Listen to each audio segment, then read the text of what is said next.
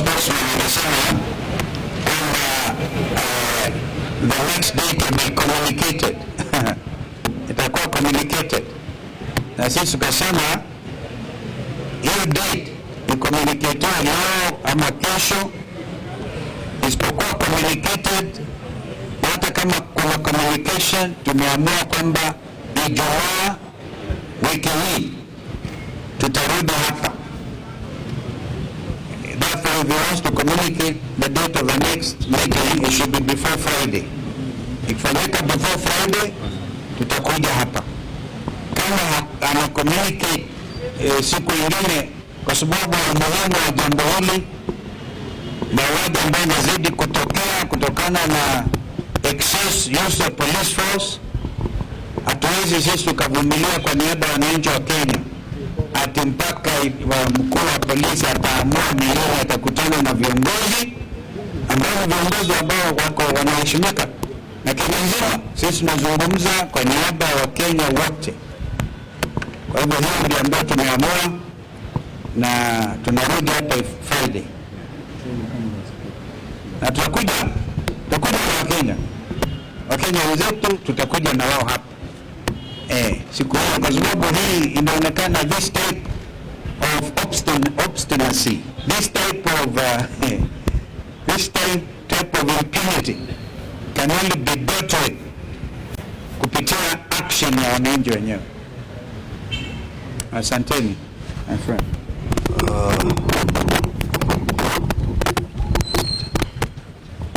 Ndugu Kalonzo Musyoka ameongea Kiswahili sanifu sana. Niruhusu niongee kwa Kimombo, sababu the matter we are following up is a matter of human rights abuse, violation of civil liberties by the Kenya police, and as you know, matters of human rights are really international matters, so we would like this to be picked not just from the local point, but also from the international level. We were here on 30th of last month, and we were 7 party leaders representing other party leaders in the one-term movement. And we engaged the IG with the 2 DIGs and the entire leadership of our police on grave matters of violation of civil liberties, where the police are getting into unholy lands with guns. And what we have in place is a new phenomenon that's threatening our democracy and our national security, that instead of having a government that is accountable to the people, that respects human rights, we have a government where guns and government officers work hand in hand.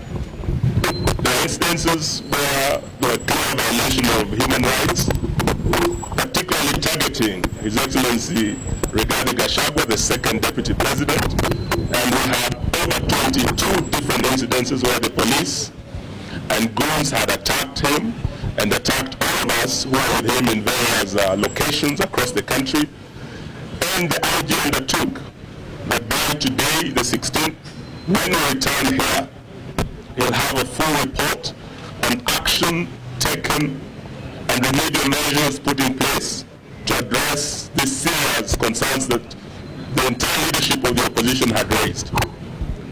We are here today, and the IG is not here. Not even DIG Langat is here. Not even DIG Masengeli is here. They're all taken off. We believe this is because of orders from above, where they have been told not to engage us. But this is an issue of accountability, so we are not going to relent. We have said we'll be back here again on Friday, and when we come, we expect none other than IG Kanja himself to be here to address the concerns we have raised. If he does not appear, we will still keep coming here every week until we hold accountable all those officers who have perpetrated this gross violation of human rights. Of greater concern is that since we are here, the police have continued doing what they said they would not do. IG Kanja himself undertook before all of us that he will make sure critical that the police will not be used with guns to disrupt meetings of the opposition or to injure any Kenyans. We know that soon after we left, the second deputy president, who is also the DCP party leader, went to Nyandarua. And as he was crossing into Naivasha to hold a rally at a place called Kinamba, again the police were used to erect roadblocks to block him from crossing from Nyandarua County into Nakuru County under the orders of you know who. Yesterday,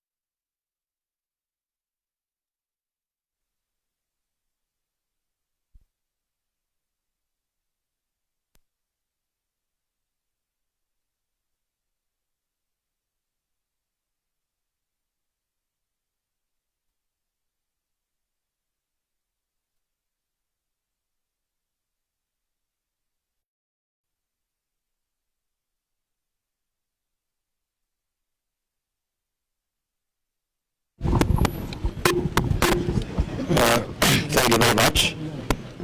As you have been told, we are here to see the IG.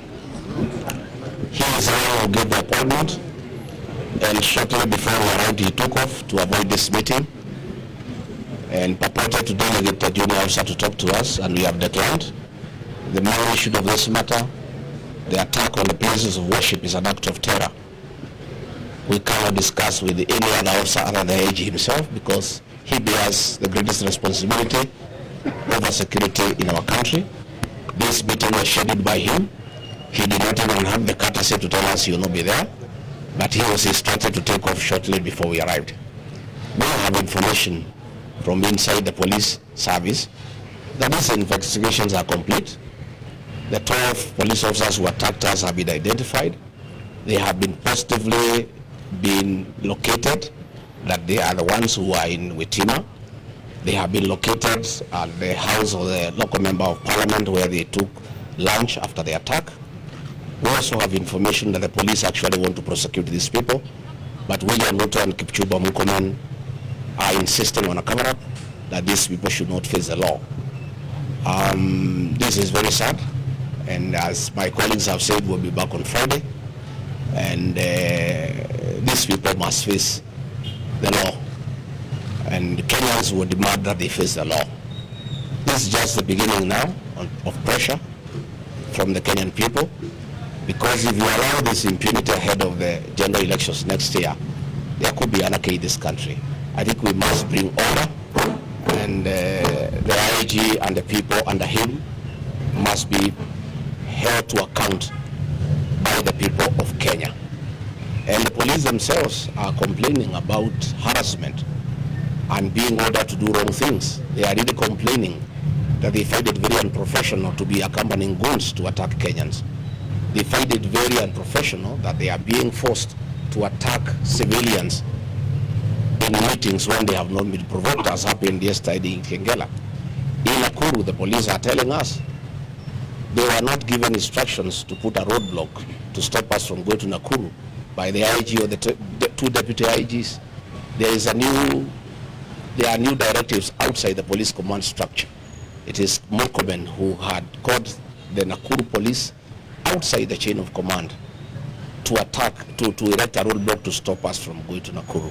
Effectively, the National Police Service is no longer independent. The CS is supposed to interact with the police on policy matters only, not on operations.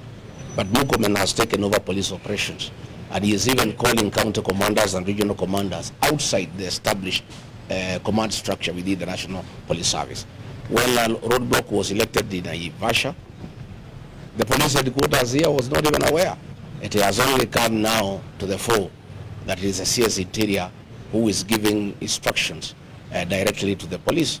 And actually the police are asking that they be helped, they be protected from the excesses of Kipchumba Murkomen and PS Raymond Omolo, who have taken over police operations, and they are giving instructions for police to deal with dirty political matters outside the established chain of command within the National Police Service.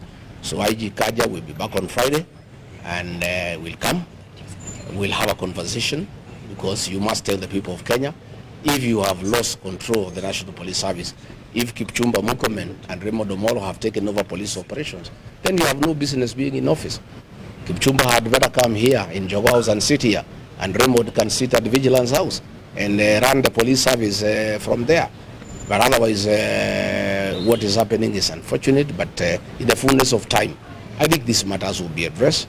The people of Kenya cannot be intimidated. The people of Kenya have a right, constitutional right, to assemble, to associate, to choose whatever political formation they want, and it cannot be the police who are charged with the responsibility of maintaining law and order are the ones that are breaking the law. It cannot be that police who are supposed to protect Kenyans from being injured by anybody are the ones who are injuring the people of Kenya. It cannot be that guns and ammunition meant to protect the people, bought by the taxpayers' money, the same guns and ammunition are being used against the people of Kenya, who are unarmed, who are civilians, and in very unprovoked circumstances. So thank you very much, Asante. Perhaps I could add. Let me add one thing.